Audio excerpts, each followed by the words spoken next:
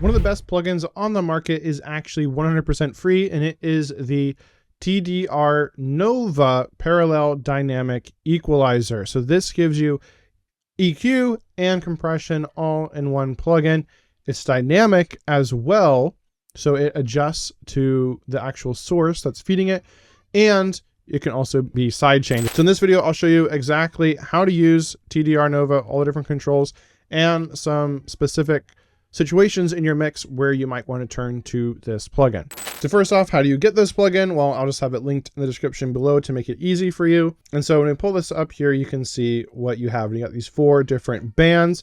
So this is kind of comparable to like the Waves C6, kind of similar to FabFilter's Pro EQ. So what you got is your different bands. And so right, we can EQ like normal, right? What do we want to EQ? We can control the gain, the boost, or the cut. We can control the Q, all pretty familiar, right? And what frequency, and whether it's a bell or a shelf. But we can also turn on threshold by clicking here, and now we have a compressor activated. We can control, right, how much we want to be able to reduce, like up to 6 dB there.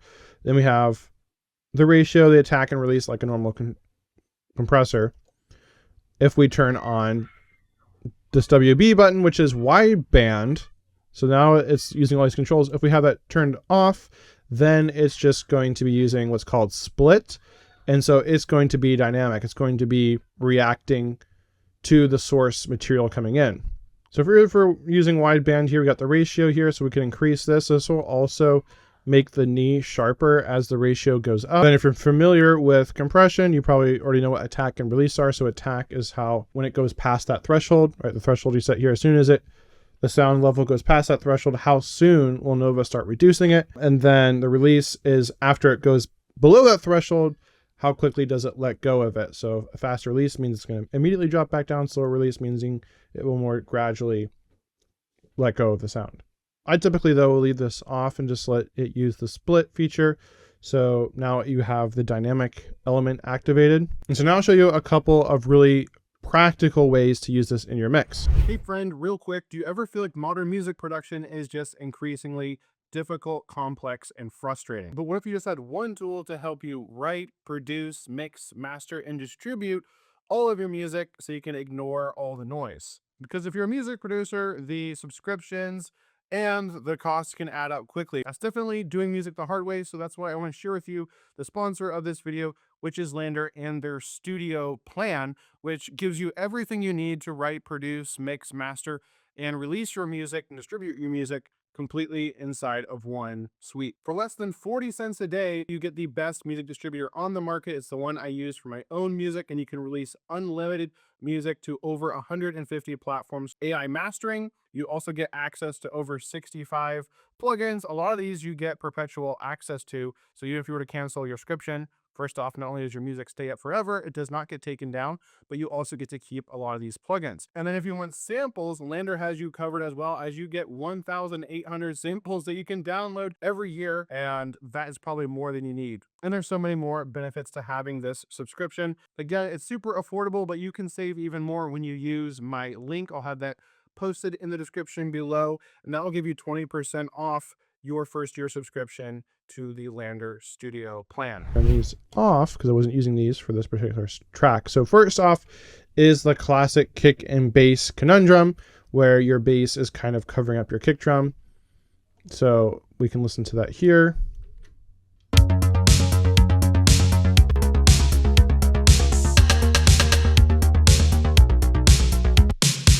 So the bottom of the kick is kind of getting masked by the bass. And so what we can do here is I can go find where the kick is hitting. It's right around 60 Hertz. And so I have this node here with Nova on the bass track. So we're going to be turning down the bass just at this frequency point.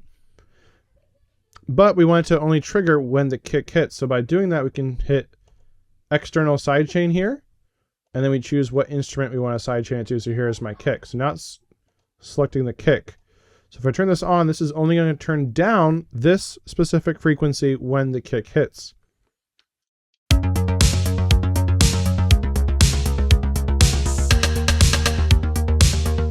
I feel like we're hearing a lot more of the bass, the frequency of the bass. So if we look at, we can solo this and hear what's being turned down.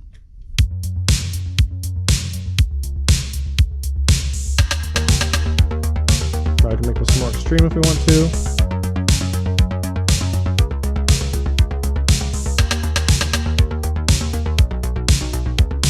Right, if we also want the higher end of the kick to cut through too, we could also cut that.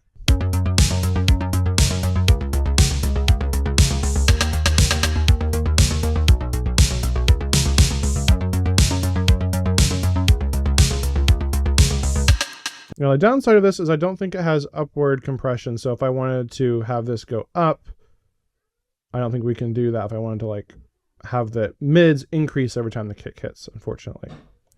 But still a really awesome tool, and a really great way to use it is the sidechain feature. Now, speaking of quick ways to improve your mixes, definitely grab my free producer pack in the description below. Not only does this include a bunch of handy checklists and cheat sheets to help you with your mixing, EQ, and just finishing tracks faster and having them sound more professional, but you'll also get a bunch of links to samples, presets, a Logic Pro template, and a whole bunch more. So it's kind of a big, amazing bundle to help you create better music faster. So if that's interesting to you, it's completely free. Just grab it in the description below. Now, another way I'm using this is kind of a similar concept to what I was just doing with the bass and the kick, but now I want to help my vocals cut through all the mids and the synths and the pads and stuff. So I got some vocals here. So again, I have the sidechain to the vocals, and I'm cutting kind of the where the kind of the main part of the presence of the vocals would be. But there's a fire you'll never see, pulling me toward eternity. But there's a fire you'll never see, pulling me toward eternity. But there's a fire you'll never see, pulling me toward eternity. So you can hear without Nova in, it gets a little congested. It's a little cloudy. The vocals aren't quite as clear, but with Nova in, not only are the vocals more clear, but the synths, the mids aren't going away. They're still there. They're still present.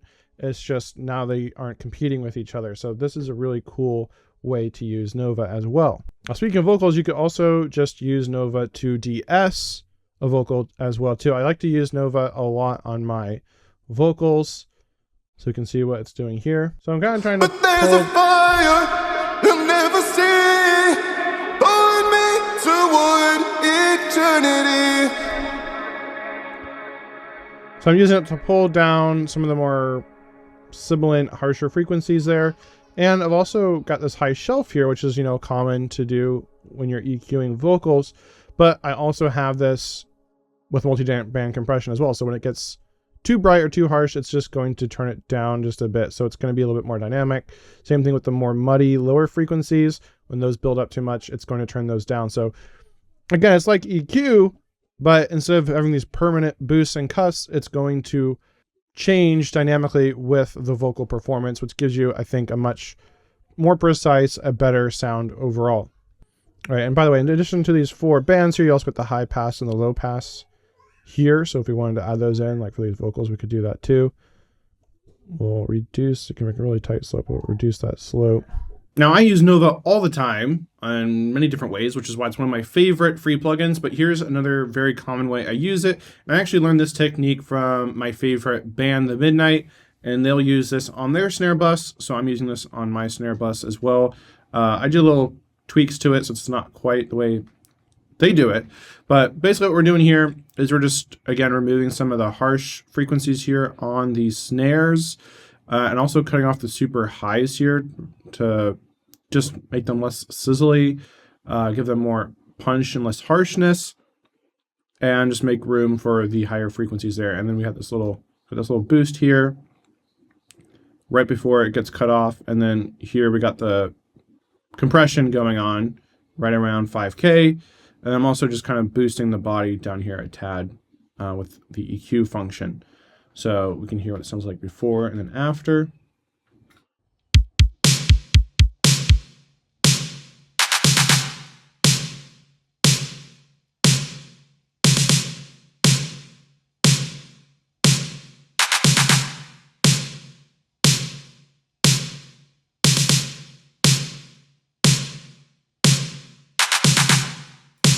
So it's so subtle, but you have to remember when you're going to master and everything's going to be pushed to the max, and that can get really harsh on the snare there. Also gives it just a little bit more weight on the low end there, and just gives you, I feel like, a punchier, deeper, richer snare without having that kind of harshness that kind of can fatigue the ears over time. So this is another really cool way to use Nova.